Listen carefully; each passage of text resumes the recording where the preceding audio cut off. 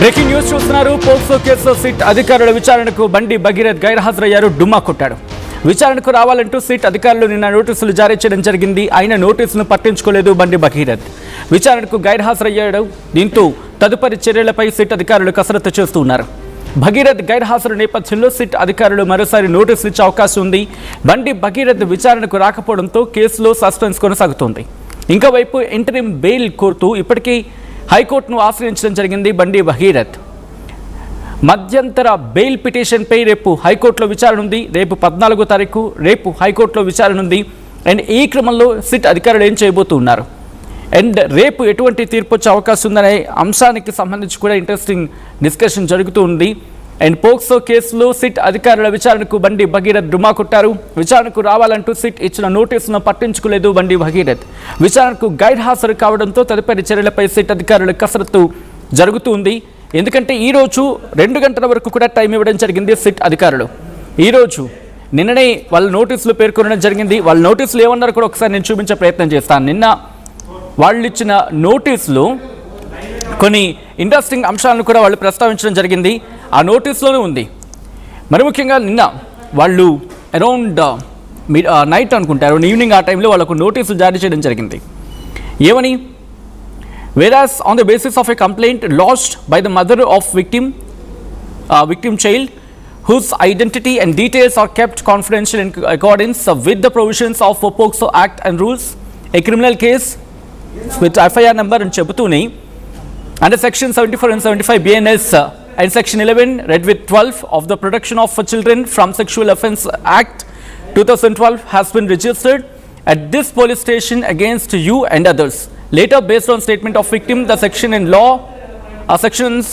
of law was altered to section 5 of 1 read with 6 of the Protection of Children from Sexual Offence and Chebutuni Sexual Offences Act 2012 and Chebutuni in connection with the said case, you are hereby instructed to appear before the undersigned officer along with the Bandi Sai Bhagirath who is involved in this case by tomorrow 13/5/2026 up to 2 PM. అంటే 2 గంటలలోగా విచారణకు హాజరు కావాలి and విచారణ అధికారి ముందు అంటూ కూడా SIT నోటీసులు జారీ చేయడం జరిగింది. నిన్న SHO స్టేషన్ హౌస్ ఆఫీసర్ నిన్న ఈ లెటర్ని ఇన్ఫ్యాక్ట్ నోటీస్ని పంపించడం జరిగింది. పేట్ బషీరాబాద్ ఇన్స్పెక్టర్ నిన్న నోటీసులు పంపించడం జరిగింది. ఆ నోటీసులో పేర్కొన్నారు up to 2 PM for the purpose of enquiry are investigation. విచారణ నిమిత్తం మీరు హాజరు కావాలి అంటూ కూడా నోటీసులు జారీ చేయడం జరిగింది. అండ్ ఈరోజు ఒకవేళ కనుక హాజరై ఉంటే కీలకమైన డెవలప్మెంట్స్ ఉండుండేవి. ఎందుకంటే మీరు గమనిస్తే కనుక ఇక్కడ కొన్ని అంశాలను ప్రస్తావించడం జరిగింది. బండి సాయి భగీరథ్ అంటే ఒక పెద్ద ఎత్తున చర్చ ఉంది. ఏంటది? ఆమెకు 15 ఏళ్ళు, 2021కి ఆమెకు 15 ఏళ్ళు. ర్యాష్ డ్రైవింగ్ కేసు నమోదైంది అంటూ చెబుతూనే అప్పటికి అంటే 2021 సందర్భంలోనే ఆమెకు 15 ఏళ్ళు అంటే కనుక దాదాపుగా 4 ఏళ్ళు వేసుకున్నా ఇప్పటి వరకు. అంటే దాదాపుగా ఆమెకు 19 ఏళ్ళు. కాబట్టి she is not minor, she is major అనే అంశాన్ని ఇక్కడ చెప్పాలనుకుంటున్నారు ఇన్ఫాక్ట్ బండి సాయి భగీరథ్ అనేది వినిపించమాట. బట్ ఇప్పటికే మీరు చూసారు మార్నింగ్ నుంచి కూడా పెద్ద ఎత్తున చర్చ ఉంది. హైదరాబాద్ మరి ముఖ్యంగా కొన్ని ప్రాంతాల్లో బండి సాయి భగీరథ్ కనిపించట్లేదు, మిస్సింగ్ అని ఒక పోస్టర్ కూడా ఇటు హైదరాబాద్ వ్యాప్తంగా కొన్ని కీలకమైన ప్రాంతాల్లో దర్శనమిచ్చాయి. అంతేకాదు కీలకమైన డిస్కషన్ కూడా జరుగుతూ ఉంది. బండి సాయి భగీరథ్ని తప్పించే ప్రయత్నం చేస్తున్నారా అని చెప్పి. ఇది నేనంటున్న మాట కాదు, మరి ముఖ్యంగా బీఆర్ఎస్ ప్రతిపక్షాలు ఆరోపిస్తున్న మాట. ఎందుకు బండి సాయి భగీరథ్ని ఇంతవరకు అదుపులోకి తీసుకోలేదు?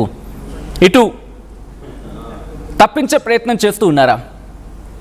ఎందుకంటే పోక్సో యాక్ట్ రిజిస్టర్ అయిన తర్వాత లేకపోతే కంప్లైంట్ రిజిస్టర్ అయిన తర్వాత ఆ వ్యక్తి, ఆ అభియోగాలు మోపబడిన వ్యక్తి లేకపోతే అభియోగాలు ఎదుర్కొంటున్న వ్యక్తి ఆయన దోష నిర్దోష కోర్టు తేల్చుతుంది. అండ్ అతగాన్ని పట్టుకొని విచారణ చేసి దాని తర్వాత కదా కోర్టులో సబ్మిట్ చేసినది కోర్టు కదా తేల్చేది అనేది ఇక్కడ నిపుణుల నుంచి వినిపిస్తున్నమాట. ఇది క్వశ్చన్స్ రైజ్ అవుతూ ఉన్నాయి. సో పోక్సో కేసు రిజిస్టర్ అయిన తర్వాత ముందుగా అదుపులోకి తీసుకోండి.